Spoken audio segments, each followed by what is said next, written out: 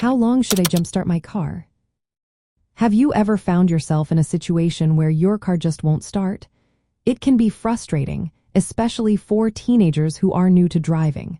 So, how long should you actually jumpstart your car? Let's break it down step by step.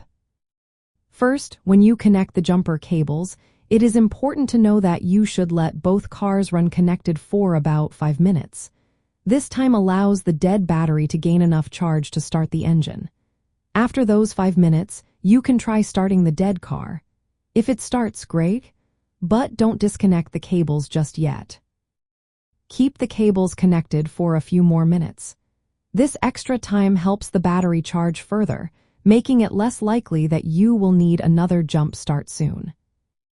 Now, once your car is running, you should drive it for at least 15 to 30 minutes.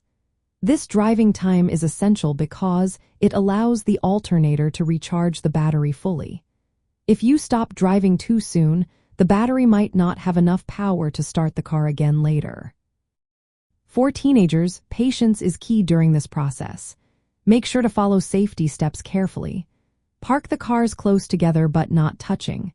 Connect the cables in the correct order, positive to positive and negative to negative or to a grounded metal part. Also, avoid any sparks while doing this. Before you jump start, check that the battery terminals are clean and free of corrosion. Dirty connections can prevent a good charge, making the jump start less effective. If you do not have another car to jump from, consider keeping a portable jump starter pack in your vehicle. This tool can be a lifesaver when you find yourself in a bind. Remember, it is not safe to push-start automatic transmission cars, so always use jumper cables or a jump starter. In summary, jump starting usually takes about 5 minutes of connected running time before you start your car.